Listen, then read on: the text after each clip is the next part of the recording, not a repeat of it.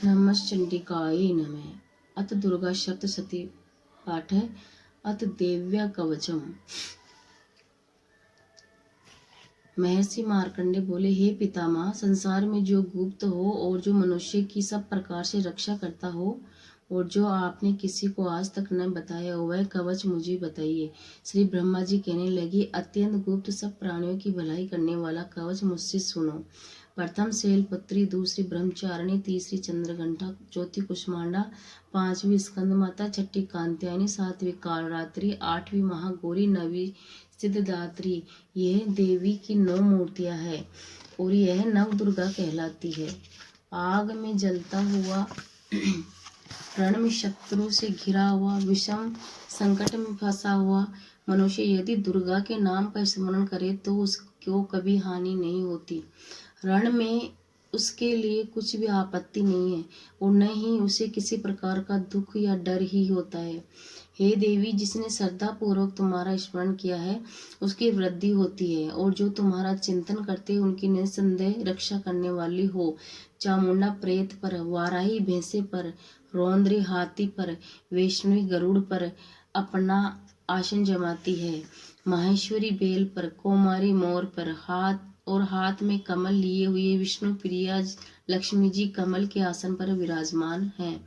Bell पर बैठी हुई ईश्वरी देवी ने श्वेत रूप धारण कर रखा है और सब प्रकार के आभूषणों से विभूषित ब्रह्म देवी हंस पर बैठती है। इस प्रकार यह सब देवियां सब प्रकार के योगों से युक्त है और अनेक प्रकार से रत्न धारण किए हुए हैं। भक्तों की रक्षा के लिए संपूर्ण देवियां रथ में बैठी हुई तथा कोद्र से भरी हुई दिखाई देती है तथा चक्र, गदा, शक्ति, हल, मूसल, खेटक और तोमर, परशु तथा पाश, भाला और त्रिशूल एवं उत्तम शारंग आदि शास्त्रों को दैत्यों को नाश करने के लिए, भक्तों की रक्षा करने के लिए और देवताओं के कल्याण के लिए धारण किए हैं। हे महारौद्रे, अत्यंत घोर पराक्रम, महाबल और महान उत्साह वाली देवी, मैं तुमको नमस्कार करती हूँ। हे देवी, तुम्हारा दर्शन दुर्लभ है तथा आप शत्रुओं के भय को बढ़ाने वाली है। हे जगदम्बिके, मेरी रक्षा करो। पूर्व दिशा में ऐन्द्री मेरी रक्षा करे, अग्नि कोण में अग्नि शक्ति, दक्षिणी में वाराही देवी, नैऋत्य कोण में खड़क धारणी देवी मेरी रक्षा करे। वारुणी, पश्चिमी दिशा में वायु कोण में मृग वाहिनी, उत्तर में कौमारी, ईशान में शूल धारणी देवी मेरी रक्षा करे। ब्रह्माणी, ऊपर की ओर से मेरी रक्षा करे और वैष्णवी देवी नीचे की ओर से मेरी रक्षा करे। इस प्रकार सब पर बेटी चामुंडा देवी दसों दिशाओं में मेरी रक्षा करे। जया देवी आगे, बीजा पीछे की ओर, अजिता बाईं और अपराजिता दाहिनी ओर मेरी रक्षा करे। अघो देवी शिखा की रक्षा करे तथा उमा सिर में स्थित होकर मेरी रक्षा करे। इस प्रकार मस्तक में मालाधारी देवी रक्षा करे और यशस्वी देवी मेरी भौहों की रक्षा करे। भौहों के मध्य में त्रिनेत्रा नथुनों की यमगठा देवी रक्षा करे। नेत्रों के मध्य में शंखनी देवी द्वारवासिनी देवी कानों की रक्षा करे। कपोलों की कालिका देवी और कानों की मूल भाग की भगवती शाकंभरी रक्षा करे। सुगंध नासिका में और चर्चिता ऊपर के होठ में, अमृत कला नीचे के होठ की सरस्वती देवी जिह्वा की रक्षा करे। कौमारी देवी दांतों की, चंडिका कंठ प्रदेश की रक्षा करे। चित्रघंटा गले की घंटी और महामाया तालु की रक्षा करे। कामाक्षी ठोडी की, सर्वमंगला वाणी की रक्षा करे। भद्रकाली गर्दन की और धनुर्धरी पीठ के मेरुदंड की रक्षा करे। कंठ के बाहरी भाग की नीलग्रीवा, कंठ की नली की नल कुबेरी रक्षा करे। दोनों कंधों की खड़कनी वज्रधारणी मेरी बाहों की रक्षा करे। दंडनी दोनों हाथों की और अंबिका देवी समस्त अंगुलियों की रक्षा करे। शूलेश्वरी देवी संपूर्ण नखों की, कुलेश्वरी देवी मेरी कुक्षी की रक्षा करे। महादेवी दोनों स्तनों की और शोक विनाशनी मन की रक्षा करे। ललिता देवी हृदय की, शूल धारणी उदर की रक्षा करे। कामिनी देवी नाभि की और गुहेश्वरी गुह्य स्थान की, पूतना और कामिका लिंग की और महिषावादिनी गुदा की रक्षा करे। संपूर्ण इच्छाओं को पूर्ण करने वाली महाबली देवी दोनों जांघाओं की रक्षा करे। विद्यावासिनी दोनों घुटनों की और तेजस्वी देवी दोनों पांवों की पृष्ठभाग की के श्रीधरी पांवों की अंगुलियों की, स्थलवासिनी तलुओं की और दृष्टंत्या कारलिनी देवी नखों की और उर्द केशों की वागेश्वरी वाणी की रक्षा करे। रोम बलिया की छिद्रों की कोबरी की त्वचा की कोबेरी और त्वचा की बागेश्वरी देवी रक्षा करे। पार्वती देवी रक्त मंजा वशा मांस हड्डी की रक्षा करे। काल रात्रि आंतों की रक्षा करे और मुकुटकेश्वरी देवी पित्त की रक्षा करे। पद्मावती कमल कोश की और चूड़ामणि कफ की रक्षा करे। ज्वालामुखी नसों की जल की रक्षा करे। अभेदा देवी शरीर के सब जोड़ों की रक्षा करे। ब्राह्मणी मेरी वीर की और छत्रेश्वरी छाया की और धर्म धारणी मेरे अहंकार एवं मन तथा बुद्धि की रक्षा करे। प्राणापान समान उदान और व्यान की वज्र हस्ता देवी रक्षा करे। कल्याण शोभना मेरे प्राण की रक्षा करे।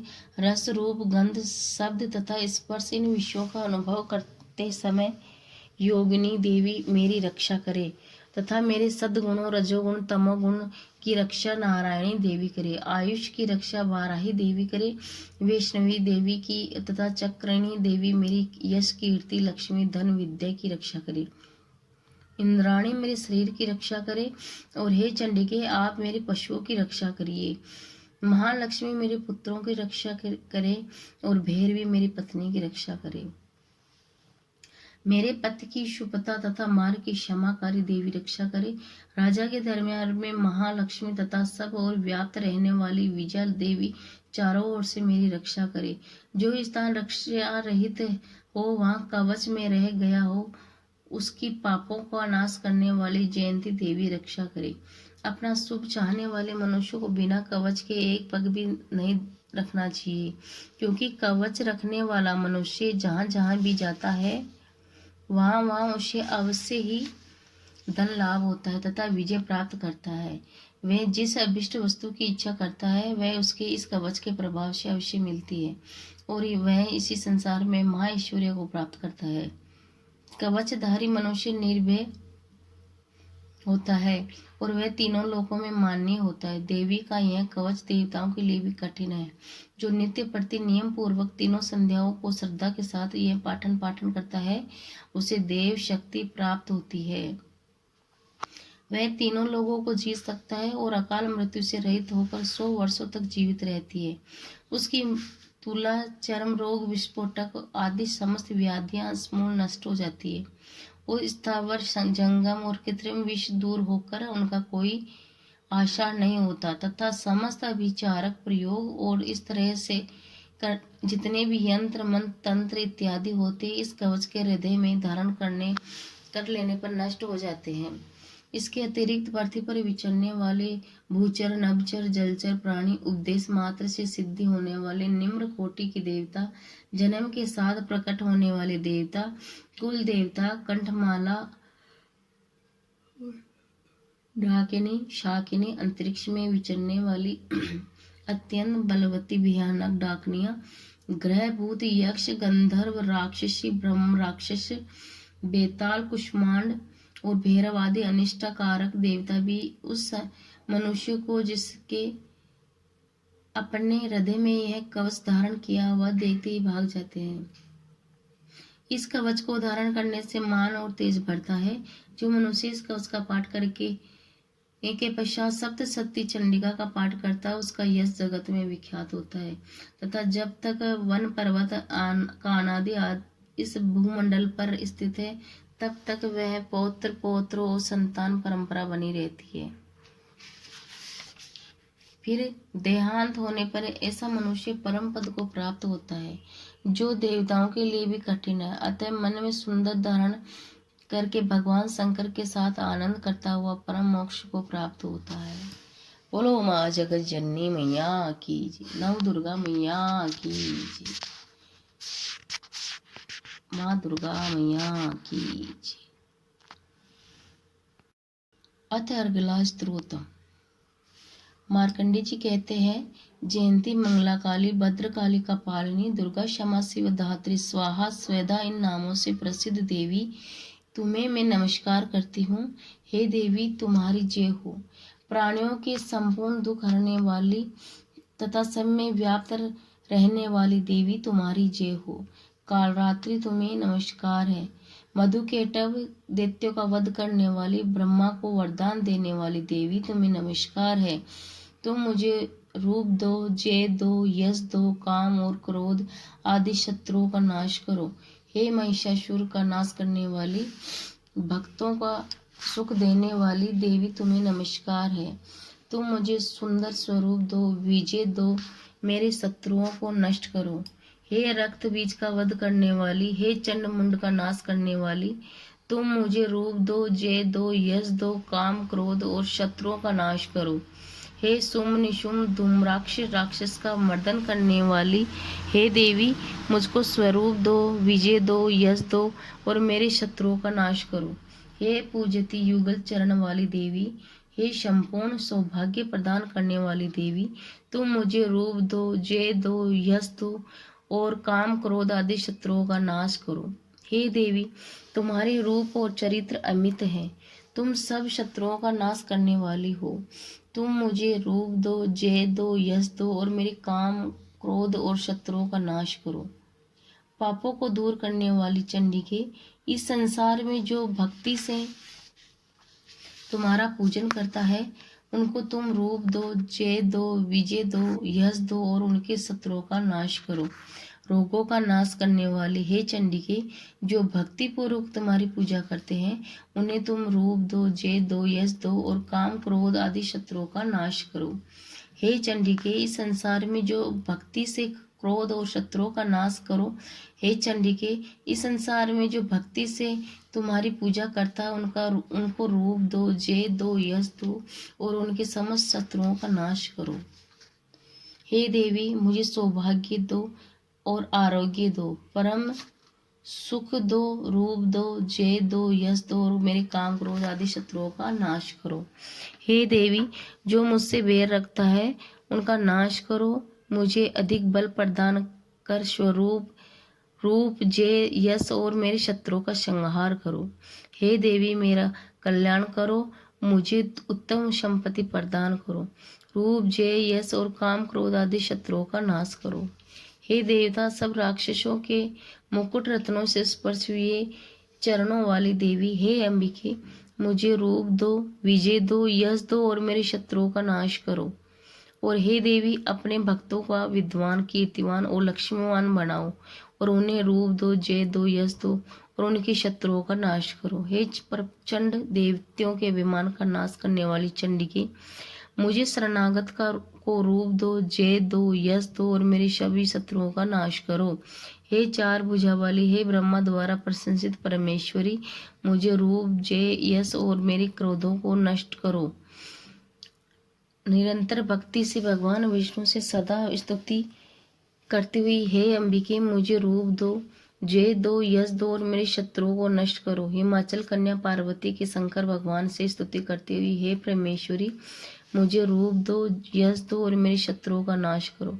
इंद्राणी के पति इंद्र के द्वारा सद्भाव से पूजित होने वाली परमेश्वरी, मुझे रूप दो, जय दो, यश दो और मेरे काम क्रोध शत्रुओं का नष्ट करो।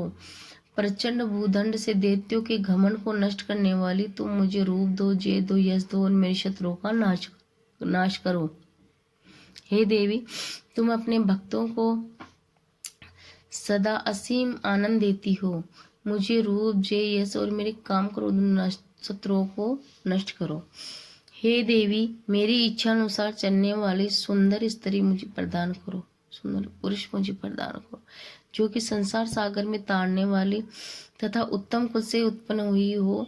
जो मनुष्य पहले इस स्तोत्र का पाठ करता है और फिर सप्तशती रूपी महास्त्रोत का पाठ करता है तथा सप्त शक्ति संख्या का समान श्रेष्ठ फल को प्राप्त करता है और उनके साथ ही उसे प्रभु धन भी प्राप्त होता है।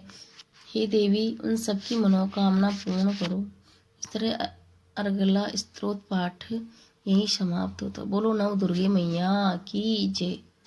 अथ कील स्तोत्रम। महर्षि श्री मार्कंडे जी बोले, निर्मल ज्ञान रूपी शरीर धारण करने वाले देव त्रिरूप तीन दिव्य 3 नेत्र वाले जो कल्याण प्राप्ति के हेतु तथा अपने मस्तक पर अर्धचंद्र धारण करने वाले उन भगवान शंकर को नमस्कार है। जो मनुष्य इन कीलक मंत्रों को जानता है वही पुरुष कल्याण को प्राप्ति करता है। जो अन्य मंत्रों का जप कर केवल सप्तशती स्त्रोत से ही देवी की स्तुति करता है उसको इसी से ही देवी की सिद्धि हो जाती है। उन्हें अपने कार्य की सिद्धि के लिए दूसरों की साधना करने की आवश्यकता नहीं रहती। बिना जप के ही उनके उच्चाटन आदि सब सिद्ध हो जाते हैं। लोगों के मन में शंका थी कि केवल सप्तशती की उपासना से अथवा सप्तशती को छोड़कर अन्य मंत्रों की उपासना से भी समान रूप से सब कार्य सिद्ध हो जाते हैं, तब इसमें कौन सा श्रेष्ठ साधन है।